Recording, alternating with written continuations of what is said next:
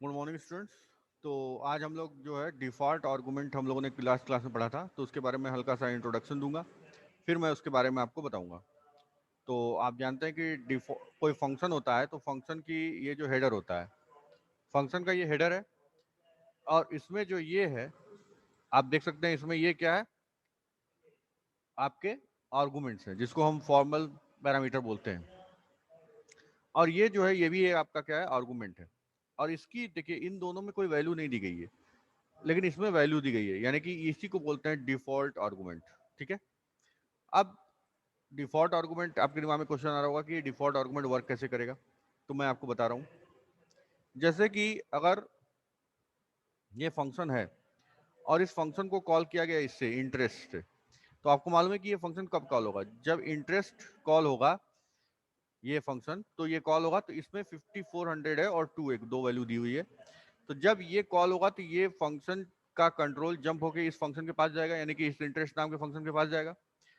और ये जो 5400 वैल्यू है, ये 5400 इस प्रिंसिपल में आ जाएगी, यानी कि यहाँ पे 5400 आ जाएगा। इसके बाद ये दूसरे नंबर पे टाइम लिखा हुआ है, तो ये टाइम भी दूसरे नंबर पे आ जाएगा। ध्यान दीजिए, ये टाइम दूसरे नंबर पे आ गया। और चूंकि इसमें तीसरा वेरिएबल यानी तीसरा आर्गुमेंट पास ही नहीं हुआ है, यानी कि रेट, तो अगर ये यहाँ पे रेट इक्वल टू 1.0 नहीं लिखा होता तब ये एरर प्रोड्यूस हो जाता, क्योंकि उसको तीसरा आर्गुमेंट चाहिए होता। लेकिन यहाँ पे तीसरा आर्गुमेंट इसको नहीं चाहिए, तो यहाँ पे क्या हो रहा है, ये आपको जो है इसको डिफॉल्ट वैल्यू यहाँ पे दी गई है रेट की, इसलिए ये इसको डिफॉल्ट वैल्यू मिल जाएगी, तो ये रन कर जाएगा। अब इसको हम प्रैक्टिकली करके आपको दिखा रहे हैं बच्चों। तो सबसे पहले हम लोग अपना पाइथन एडिटर खोल लेते हैं। पाइथन एडिटर हम लोग खोल लिया।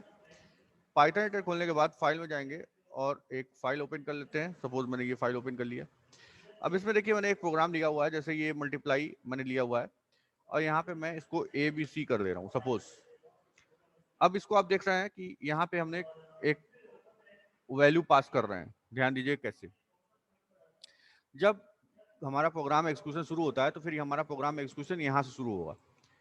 तो ये मल नाम का फंक्शन कॉल हुआ, जिसको बोलते हैं कॉलिंग। आपको कई बार हम बता चुके हैं कि इसको बोलते हैं calling of the function, calling.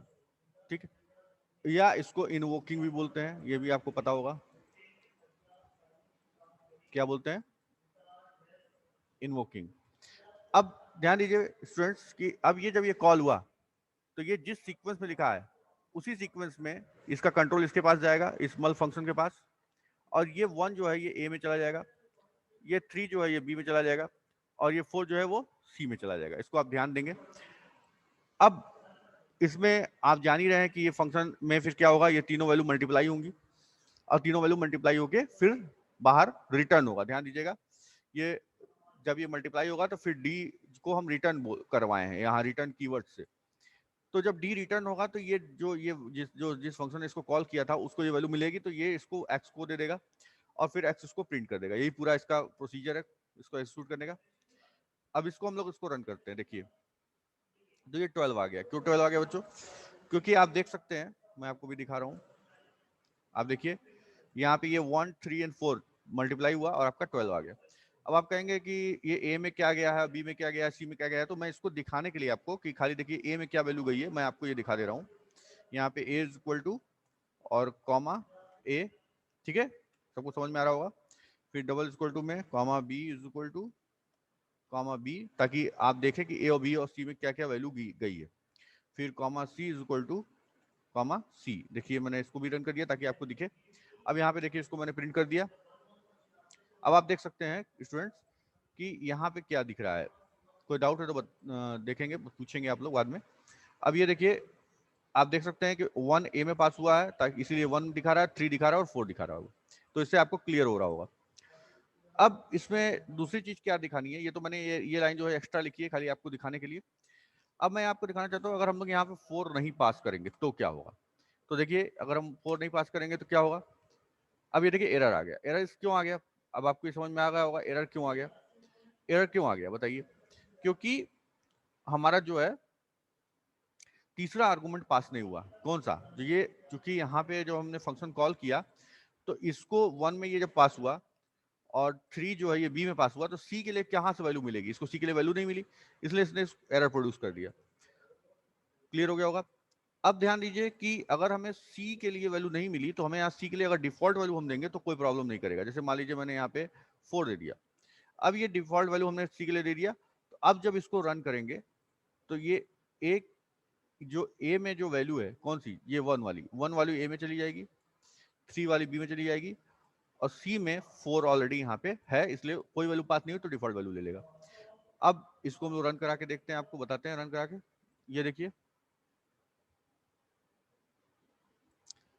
क्या हो गया, 1 3 एंड 4, 1 3 4 आप देख सकते हैं कि 1 3 इसको ए में मिला, 1 और 3 इसको बी में मिला, और 4 क्या मिला उसको, सी में मिला। कैसे मिल गया? क्योंकि सी डिफॉल्ट वैल्यू दिया गया था। पहले तो ये चीज आपको समझना था। I hope it is clear now.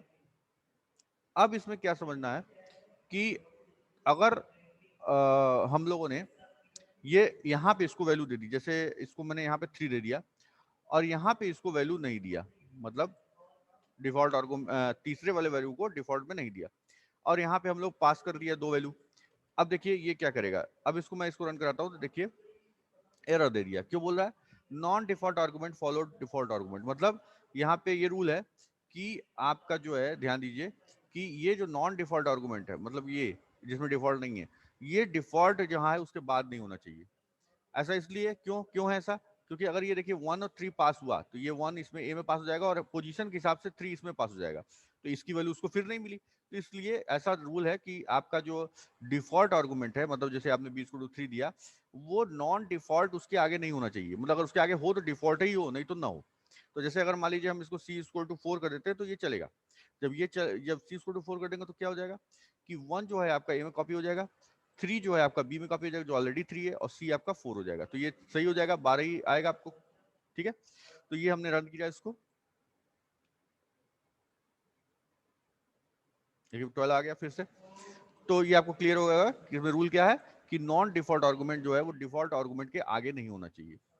अब यहाँ पे एक चीज और है जिसको कि मैं बताना चाहूंगा आपको, कि जैसे कि मान लीजिए अगर हम यहाँ पे चाहते हैं कि 1 और 3, जैसे अभी हम लोग जब पास करेंगे तो क्या होगा, अभी हम लोग जब पास कर रहे हैं तो ये 1 में जा रहा है ए में, और ये जो 3 कहाँ जा रहा है, बी में जा रहा है। आप इसको देख सकते हैं ऐसे भी, जब इसको रन कराना है तो इसमें आ रहा है, देखिए ये देखिए 1 आ रहा है ए में और बी में 3 आ रहा है, आप यहाँ देख सकते हैं 1 जो है ए में गया और 3 जो है वो बी में गया। ठीक है, आप देख रहे हैं।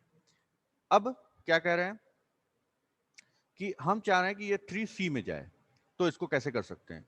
तो इसके लिए आपको यहाँ पे ए = 1 और सी = अगर 3 देते हैं तो देखते हैं क्या होता है। अब देखिए क्या हो गया।